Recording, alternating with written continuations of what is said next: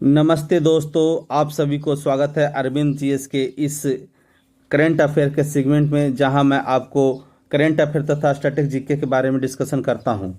यह वीडियो आप सभी को लिए सभी एग्ज़ाम की तैयारी में आपके उपयोगी होंगे। अगर आप एसएससी, बैंकिंग, रेलवे किसी भी वनडे एग्ज़ाम की तैयारी कर रहे हैं तो कृपया कर इससे जुड़े और अपने दोस्तों के पास भी इसको भेज करके उन्हें भी उनकी तैयारी को मजबूती प्रदान करें। तो दोस्तों आइए आज के क्वेश्चन में देखता हूँ कौन सा क्वेश्चन है। पहला क्वेश्चन है, आज तारीख है 19 अप्रैल 2025।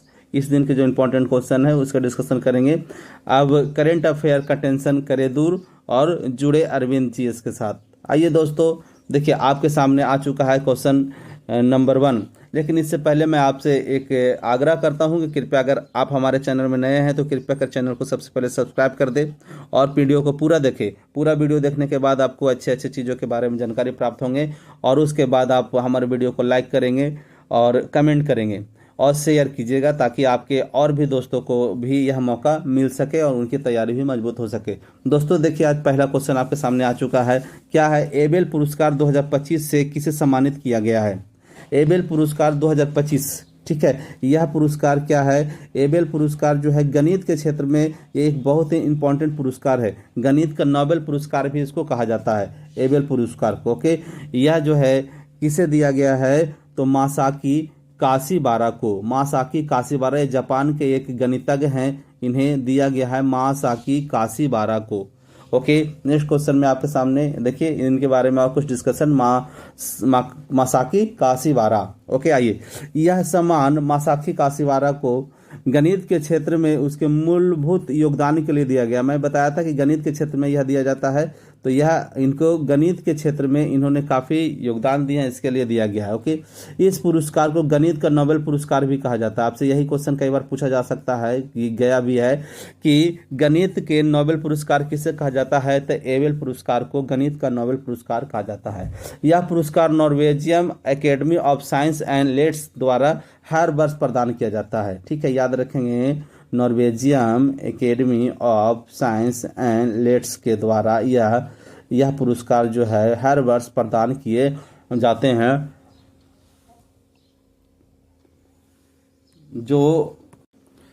जो मैं गणित के क्षेत्र में अच्छा प्रदर्शन करते हैं उनको यह पुरस्कार दिया जाता है। ओके, प्रतिवर्ष दिया जाता है। इस पुरस्कार में क्या क्या दिए जाते हैं? तो यह पुरस्कार जो है 7.5 मिलियन नॉर्वेजियन क्रोनर दिया जाता है। ठीक है, अगर आप रुपया में उसको देखेंगे तो लगभग 6 करोड़ रुपया की धनराशि दी जाती है। ओके, अगर आप बात करें अगला पॉइंट इसमें देखिए क्या है। देखिए, काशीबारा वर्तमान में क्वेटो यूनिवर्सिटी और research institute for mathematical science से जुड़े हुए हैं। ठीक है, ये कहाँ से जुड़े हुए हैं? ये जापान से हैं। जापान के क्वेटो विश्वविद्यालय के research institute for mathematical science से जुड़े हुए व्यक्ति हैं, इसलिए इनको नोबेल इनकी साइंस, इनकी मैथ में जो योगदान है उसके लिए इनको दिया गया है। ओके, यह पुरस्कार अभी तक किसी भारतीय को नहीं दिया गया है। यह पुरस्कार अभी तक किसी भारतीय को नहीं दिया गया है। ओके, यह पुरस्कार की शुरुआत 2003 में हुई थी। आगे बढ़ते हैं। नेक्स्ट देखिए आपके सामने आ चुका है नेक्स्ट क्वेश्चन। क्या कह रहा है कि 59वें ज्ञानपीठ पुरस्कार के लिए किसे चुना गया है? ज्ञानपीठ पुरस्कार के लिए चुना गया है, ये किसे चुना गया है? ओके, 59वें ज्ञानपीठ पुरस्कार के लिए, ज्ञानपीठ पुरस्कार अगर ये है जो आपके हिंदी और कई अलग अलग भाषाओं में ये दिए जाते हैं। ओके, तो ये जो चुना गया है इस वर्ष किसे चुना गया है? विनोद कुमार शुक्ल को चुना गया है। किसे? विनोद कुमार शुक्ल को इस वर्ष चुना गया है आपके ये ज्ञानपीठ पुरस्कार के लिए। ठीक है, ज्ञानपीठ पुरस्कार इससे पहले अगर आप देखेंगे 2024 में मिला है। ओके, 2024 का ज्ञानपीठ पुरस्कार के लिए घोषणा किया गया है। 2023 में भी ज्ञानपीठ पुरस्कार मिले थे, हर एक वर्ष मिलते रहते हैं। ओके, तो ज्ञानपीठ पुरस्कार 2023 में मिले थे, वो किनको मिला था? तो आइए समझते हैं, आगे अगले डिस्कशन में देखते हैं। देखिए क्या है, देखिए ज्ञानपीठ पुरस्कार 2023 में जो मिला है ये 2 व्यक्ति को मिला था। ठीक है, वह कौन सा हो गया? 58th ज्ञानपीठ पुरस्कार हो गया जो 2023 में मिला था। ओके, किनको मिला था? उर्दू उर्दू के गुलजार, उर्दू के जो उर्दू के भाषा में, उर्दू भाषा में जो मिला है गुलजार को मिला है, और संस्कृत भाषा में जो मिला है वो मिला जगत गुरु स्वामी राम भद्राचार्य। ठीक है, जगत गुरु स्वामी राम भद्राचार्य, आप इनको देखे होंगे। ये एक बहुत विद्वान है, इनका आँख से दिखाई नहीं देता है, ओके, अंधे हैं और लेकिन बहुत बड़े विद्वान हैं, संस्कृत के प्रकांड विद्वान माने जाते हैं राम भद्राचार्य। ठीक है, आप बाबा बागेश्वर का नाम सुने होंगे, उनका ये गुरु हैं राम भद्राचार्य। ओके, इसकी स्थापना जो है, यानी कि यह मिलना शुरू कब से हुआ था, तो 1961 ईस्वी से ये मिलना शुरू हुआ था। ज्ञानपीठ पुरस्कार पहली बार किनको मिला है, तो पहली बार ये मिला है आपको याद होगा, शंकर कुरूप को पहली बार मिला था, शंकर कुरूप को। ठीक है, याद रखिएगा, शंकर कुरूप को पहली बार ज्ञानपीठ पुरस्कार मिला था, ये याद रखेंगे। इसकी राशि क्या होता है, तो ये मिलता है 11 लाख रुपया, 11 लाख, और प्रशस्ति पत्र और एक कांस्य का एक मेडल मिलता है। ठीक है, तो ये हो गया आपके ज्ञानपीठ पुरस्कार के बारे में। साहित्य के क्षेत्र में सबसे बड़ा पुरस्कार माना जाता है ज्ञानपीठ पुरस्कार, है ना। बहुत बड़े बड़े जो राइटर हुए हैं, हमारे रामधारी सिंह दिनकर को भी ज्ञानपीठ पुरस्कार मिला है उर्वशी पर। उनका उर्वशी एक लेखक है, एक उर्वशी एक जो उनका कृति है उस पर भी उनको मिला है ज्ञानपीठ पुरस्कार। ठीक है, याद रखेंगे कि इनको रामधारी सिंह दिनकर को, बड़े बड़े लोगों को, है ना, बहुत बड़े जो भी साहित्य के क्षेत्र में काफ़ी लोगों को ये मिला हुआ है। ठीक है, आगे बढ़ते हैं। नेक्स्ट क्वेश्चन जो है आपके सामने आ चुका है, देखिए यह क्या है, वर्ल्ड हैप्पीनेस रिपोर्ट 2025 में भारत की रैंकिंग क्या है। ओके, तो भारत की रैंकिंग वर्ल्ड हैप्पीनेस रिपोर्ट में क्या है, तो ये है आपका क्या 105 है, 95 है, या ऑप्शन में दिया हुआ है आपके क्या 118 है या 125 है। ठीक है, तो ऑप्शन सी इसका सही आंसर है, 118 जो है 118 इस वर्ष 2025 में हैप्पीनेस रिपोर्ट में हम लोग 118वें स्थान पर हैं। इससे पहले आप जाएंगे, है ना, तो 2023 में जो ये 2025 का है, तो 2024 का जो आया था उसमें हम लोग शायद 26वां, देखिए आगे में होगा, डिस्कशन में देखते हैं। देखिए ये अगर आपको बात करें, देखिए ये है, यानी कि 20वें प्रसन्नता रिपोर्ट भी, इसको हैप्पीनेस रिपोर्ट भी कहा जाता है, प्रसन्नता रिपोर्ट भी कहा जाता है। ओके, यह जारी कौन करता है, तो सतत विकास समाधान नेटवर्क जारी करता है, सतत विकास समाधान नेटवर्क। ओके, इसमें कितने देश शामिल हैं, तो देश जो शामिल है वो 147 देश शामिल है। शीर्ष स्थान पर कौन रहे हैं, तो फिनलैंड रहे हैं। भारत का रैंकिंग क्या है, 118 है। ओके, लेकिन 2024 में 126 नहीं, 126 माफ करेंगे, यहाँ पे 126वां स्थान पर था 2024 में। ठीक है, इस वर्ष 118 स्थान पर, यानी कि 6 स्थान का छलांग लगा करके, है ना, वापस आए हैं, यानी कि 6 स्थान की इसमें ग्रोथ किया है भारत ने। ओके, आगे बढ़ते हैं। नेक्स्ट क्वेश्चन आपके सामने आ चुका है, देखिए ऑस्कर अवार्ड 2025 में सर्वश्रेष्ठ फिल्म का पुरस्कार किसने जीता, कौन सा फिल्म था जिसे सर्वश्रेष्ठ पुरस्कार मिला। ओके, देखिए इसमें ऑप्शन में है, ये सब ऑप्शन में है द ब्रूटलिस्ट, ऑप्शन बी में है अनोरा, ऑप्शन सी में है कॉन्क्लेव, ऑप्शन डी में है नन ऑफ दिस। इसमें से कौन आंसर सही है, तो इसमें आंसर जो सही है आपका आंसर है ऑप्शन बी, यानी कि अनोरा फिल्म को इस वर्ष 25 में ऑस्कर के सर्वश्रेष्ठ फिल्म के सूची में इसको रखा गया है। ये इन्होंने ही सर्वश्रेष्ठ फिल्म पुरस्कार जीता है। ओके, इसके बारे में डिस्कशन देख लेते हैं। देखिए आपके सामने डिस्कशन आ चुका है, क्या है यह जो है 2025 में जो 2025 में ऑस्कर अवार्ड हुए हैं, यह किस नंबर का है, तो याद रखेंगे 97वें नंबर का यह जो है ऑस्कर अवार्ड है। इसमें जो फिल्म किससे मिला है, किस फिल्म को मिला है, तो अनोरा को मिला है, अनोरा को याद रखेंगे। सर्वश्रेष्ठ अनोरा का निर्देशक कौन है, तो शॉन वेकर, इनको सर्वश्रेष्ठ निर्देशक के रूप में भी पुरस्कार मिला है शॉन वेकर को। शॉन वेकर कौन है, अनोरा फिल्म के डायरेक्टर हैं, तो सर्वश्रेष्ठ डायरेक्टर में भी अनोरा फिल्म के डायरेक्टर को शॉन वेकर को मिला, याद रखेंगे शॉन वेकर। ओके, सर्वश्रेष्ठ अभिनेता कौन है, तो सर्वश्रेष्ठ अभिनेता है एड्रियन ब्रॉडी,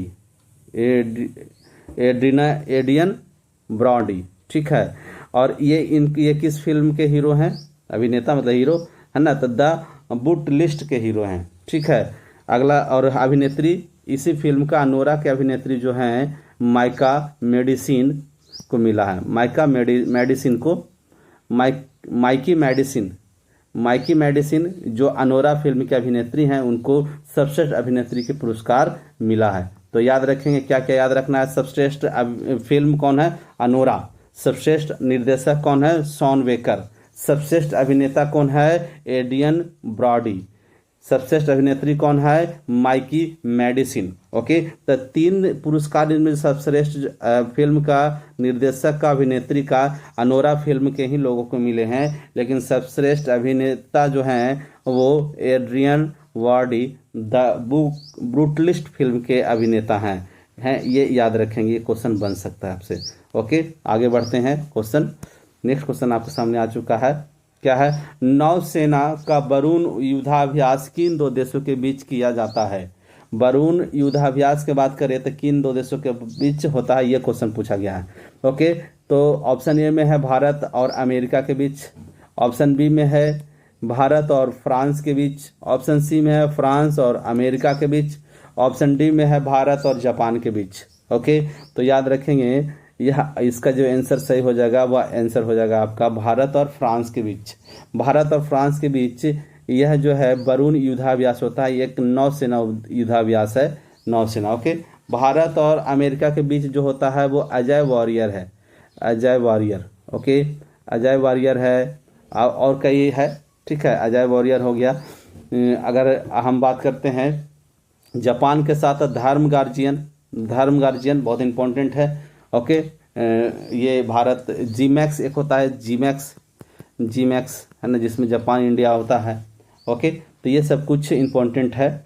ओके, भारत और अमेरिका के बीच एक होता है युद्धाभ्यास ही नाम है, उस युद्धाभ्यास की युद्धाभ्यास ही नाम है, युद्धाभ्यास। ओके, तो ये सब कुछ इंपॉर्टेंट है। आगे देखते हैं और भी कुछ आपके इसके बारे में डिस्कशन होंगे। देखिए यही है, देखिए कुछ पिक्चर आपके सामने आ चुका है जो 25वें युद्धाभ्यास हुए हैं, 25 में जो युद्धाभ्यास हुआ है, ठीक है। यह जो युद्धाभ्यास है यह किस क्रम का है? तो 23वां है, 23वां। याद रखेंगे 23वां युद्धाभ्यास है। अभी तक 23वां युद्धाभ्यास हमारे फ्रांस और भारत के बीच हो चुका है, वरुण युद्धाभ्यास। ओके, इसमें देख लीजिए, इसमें जो है आपका कहाँ हुआ है? तो अरब सागर में हुआ है। भारत और फ्रांस के बीच हुआ है, ये अरब सागर है, अरब सागर में हुआ है। नेवी फोर्स से होते हैं तो इसलिए समुद्र में होता है, तो अरब सागर में हुआ है, ठीक है। ये क्वेश्चन पूछा जा सकता है कि 2025 में जो युद्धाभ्यास हुए हैं यह कहाँ आयोजित हुआ है? तो अरब सागर में हुआ है। ओके, तो याद रखेंगे अरब सागर, ठीक है।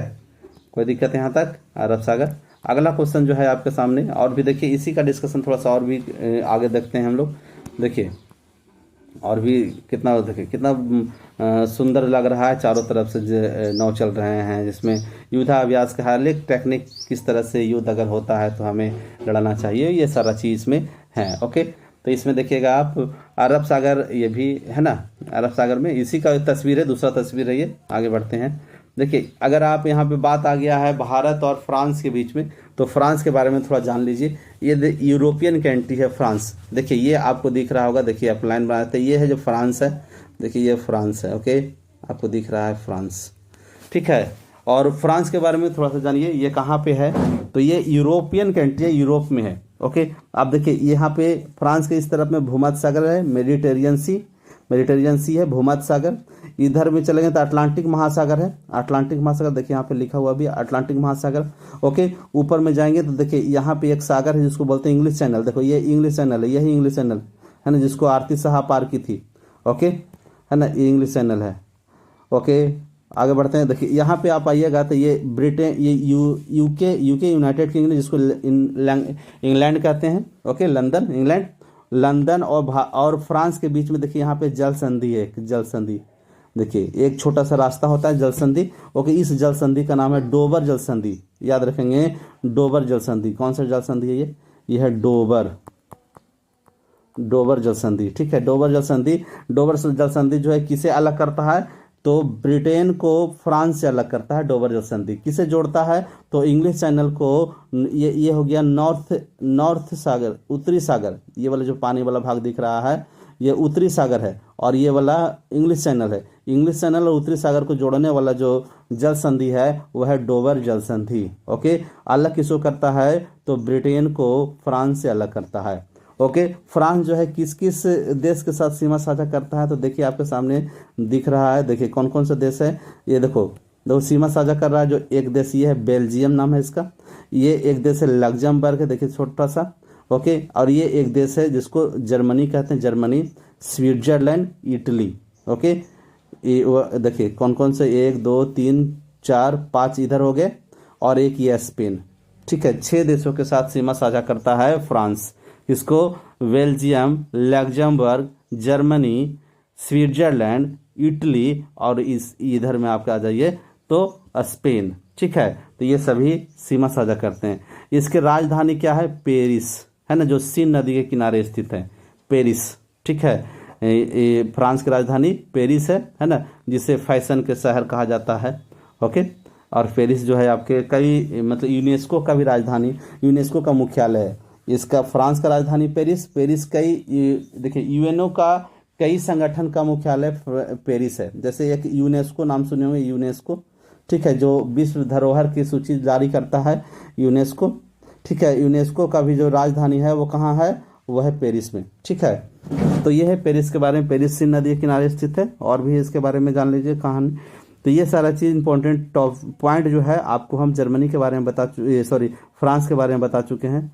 ठीक है, फ्रांस और ये जर्मनी के बीच में एक सीमा, जो फ्रांस और जर्मनी के बीच जो सीमा है, देखिए ये सीमा जो है, ये फ्रांस और जर्मनी के बीच में ये सीमा जो है, ठीक है, इसका नाम है मैगिटन रेखा कहते हैं इसको।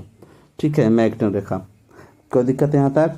ठीक है, आगे बढ़ते हैं। नेक्स्ट क्वेश्चन देखिए, नेक्स्ट आपके सामने एक आ चुका है। यही व्यक्ति जो हैं ये फ्रांस के राष्ट्रपति हैं, president of France, Emmanuel Macron जो हैं ये फ्रांस के राष्ट्रपति हैं।